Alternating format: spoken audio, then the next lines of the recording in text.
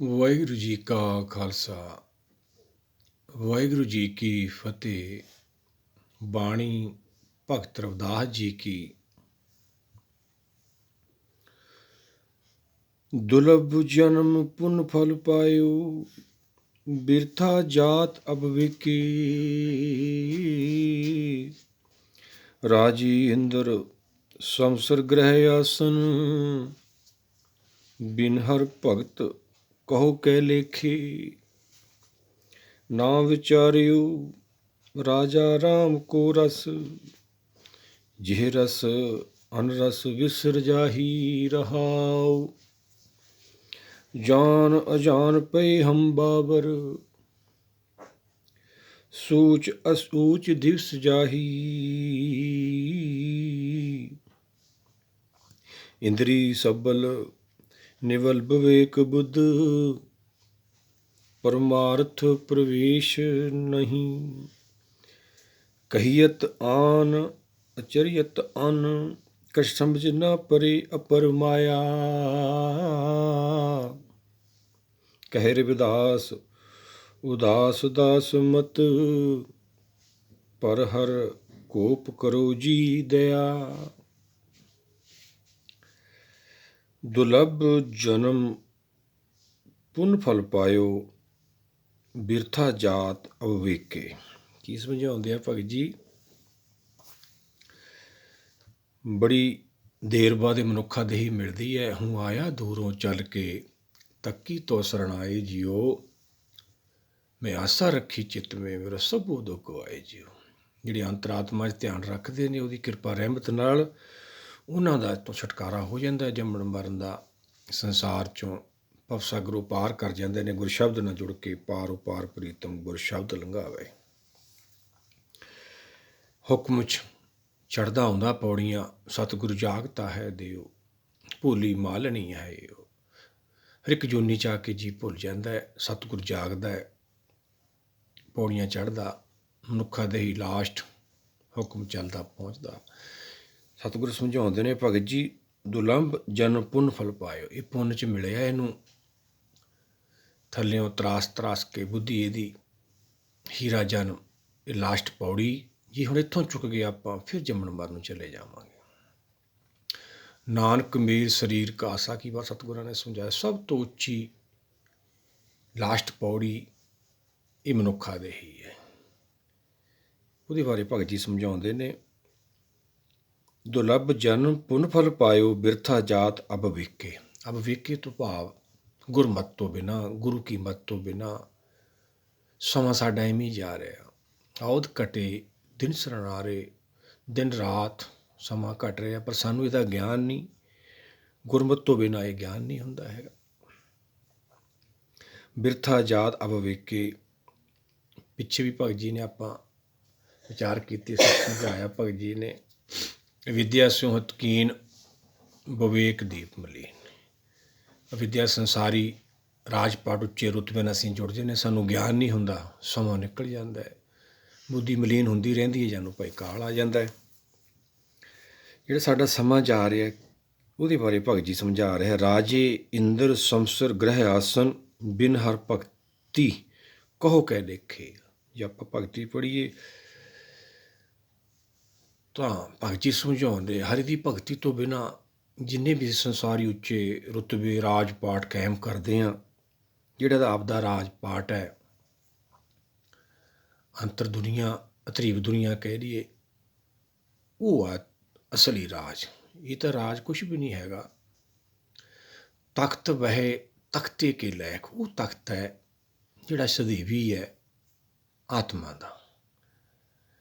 ਅਸੀਂ ਇਹਦੇ ਰਾਜ ਪਾਟ ਦੇ ਵਿੱਚ ਜਦੋਂ ਜ਼ਹਿਰ 'ਚ ਲੱਗ ਕੇ ਸਾਰਾ ਜੀਵਨ ਐਵੇਂ ਗਵਾ ਦਿੰਦੇ। ਉਹੀ ਭਗਤ ਜੀ ਨੇ ਸਮਝਾਇਆ ਆਪਾਂ ਨੂੰ। ਰਾਜੇ ਇੰਦਰ ਸੰਸਰ ਗ੍ਰਹਿ ਆਸਨ, ਇਦੋਂ ਵੱਡਾ ਤਾਂ ਕੋਈ ਆਸਨ ਨਹੀਂ ਜਿਹੜਾ ਇਹਦਾ ਆਪਦਾ ਵਾ। ਨਿਰੰਕਾਰ ਦੇ ਦੇਸ਼ ਦਾ ਬੇਗਮਪੁਰੇ ਦਾ ਪਿੱਛੇ ਭਗਤ ਜੀ ਦੀ ਲੜੀ 'ਚ ਆਪਾਂ ਵਿਚਾਰਿਆ, ਬੇਗਮਪੁਰਾ ਸੈਰ ਕਰੋ। ਉੱਥੇ ਕਿਵੇਂ ਪਹੁੰਚਾਂਗੇ? ਉਹੀ ਤਾਂ ਇਹਦਾ ਆਸਣ ਹੈ, ਤਖਤ ਹੈ। ਪਰ ਇਹ ਤਖਤ ਖਾਤਰੇ ਲੜੀ ਜਾਂਦਾ ਹੈ। ਜਾਨੂੰ ਸਮਾਂ ਆ ਜਾਂਦਾ, ਬਿਰਧ ਪਿਓ ਸੂਝੇ ਨਹੀਂ ਕਾਲ ਪਹੁੰਚਿਓ ਆਨ।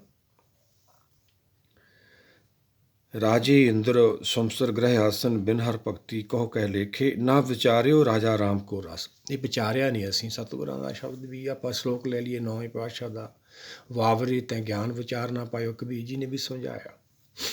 9ਵੇਂ ਪਾਤਸ਼ਾਹ ਸਮਝਾਉਂਦੇ ਆ ਮਨ ਮਾਇਆ ਮੇ ਫਸ ਰਹੇ, ਜਦੋਂ ਸਮਾਂ ਨਿਕਲ ਜਾਂਦਾ ਵਾ ਉਹੀ ਭਗਤ ਜੀ ਸਮਝਾਉਂਦੇ ਆ ਵੀ ਇਹ ਤੈਨੂੰ ਪੁੰਨ 'ਚ ਮਿਲੀ ਹੈ ਦੇਹੀ, ਇਹ ਤੇਰੀ ਜਾ ਰਹੀ ਹੈ ਕਿਵੇਂ, ਹੀਰੇ ਜੈਸਾ ਜਨਮ ਹੈ ਕੋਡੀ ਬਦਲੇ ਜਾਏ। ਨਾ ਵਿਚਾਰਿਓ ਰਾਜਾ ਰਾਮ ਕੋ ਰਸ, ਜਹ ਰਸ ਅਨਰਸ ਵਿਸਰ ਜਾਏ। ਜਦ ਤੱਕ ਗੁਰਮਤ ਭਾਵ ਗਿਆਨਮਤ ਗੁਰ ਕੇ ਚਰਨ ਬਾਣੀ ਨਾਲ ਅਸੀਂ ਜੁੜ ਕੇ ਸਾਨੂੰ ਸਮਝ ਨਹੀਂ ਆਉਂਦੀ, ਗਿਆਨ ਨਹੀਂ ਹੁੰਦਾ। ਸਾਕਤ ਹਰ ਰਸ ਸਾਧਨਾ ਜਾਣਿਆ ਤੇਰਾ ਅੰਤਰ ਹਉਮੈ ਕੱਢਾ। ਹਉਮੈ ਸਾਡੇ ਅੰਦਰ ਵੱਧਦੀ ਚਲੀ ਜਾਂਦੀ, ਕੋਈ ਵੱਡਾ ਰੋਗ ਹੈ ਐਸਾ ਕੀ ਪਰ ਸਤਿਗੁਰਾਂ ਨੇ ਆਪਾਂ ਨੂੰ ਸਮਝਾਇਆ।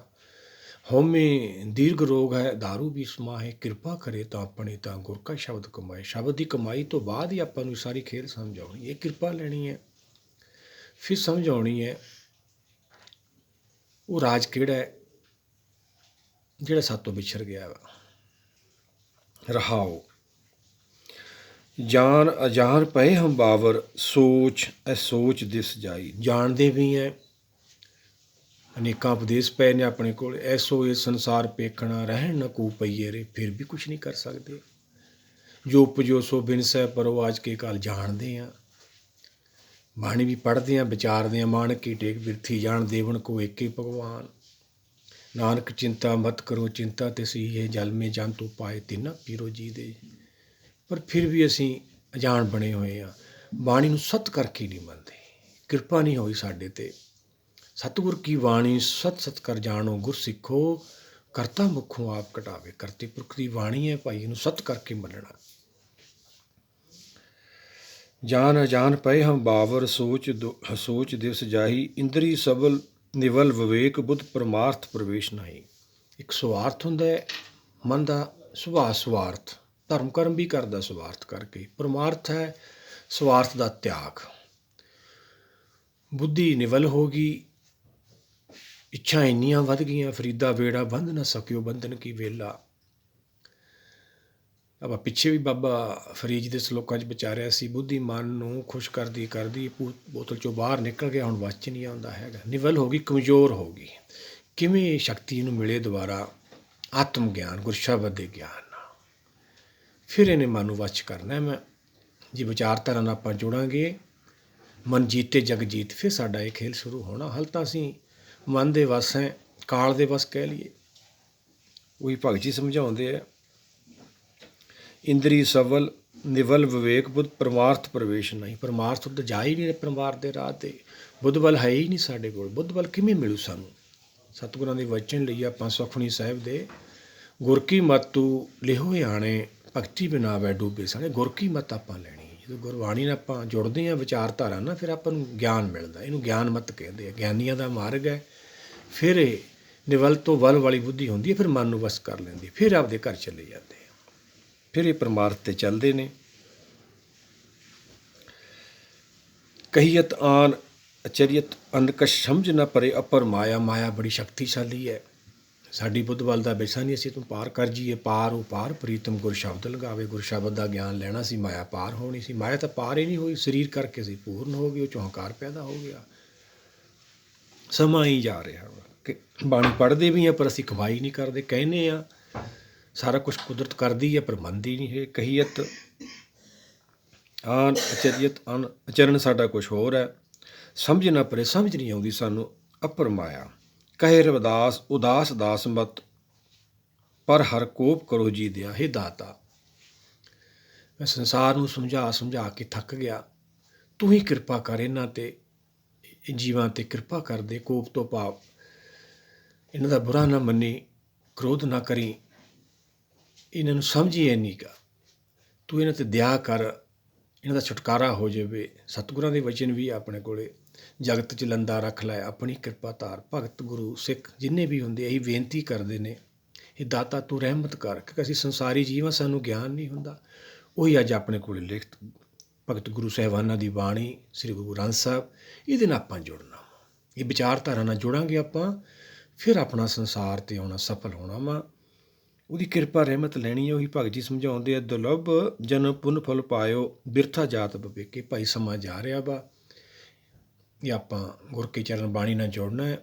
ਜਿਨੀ ਨਾਮ ਧਿਆਇਆ ਗਏ ਮਸਕਤ ਘਾਲ, ਨਾਨਕ ਤੇ ਮੁਖ ਉਜਲੇ। ਖੇਤੀ ਛੁੱਟੀ ਨਾਲ ਉਹ ਗੁਰਸਿੱਖ ਮਾਇਆ ਪਾਰ ਕਰਕੇ ਆਪਦੇ ਘਰ ਪਹੁੰਚ ਗਏ। ਆਪਾਂ ਵੀ ਤਾਂ ਪਹੁੰਚਣਾ ਭਾਈ। ਆਓ ਸਾਰੇ ਮਿਲ ਕੇ ਵਿਚਾਰਧਾਰਾ ਨਾਲ ਜੁੜੀਏ, ਸਾਡਾ ਵੀ ਸੰਸਾਰ ਤੇ ਆਉਣਾ ਸਫਲ ਹੋਵੇ। ਵਾਹਿਗੁਰੂ ਜੀ ਕਾ ਖਾਲਸਾ, ਵਾਹਿਗੁਰੂ ਜੀ ਕੀ ਫਤਿਹ।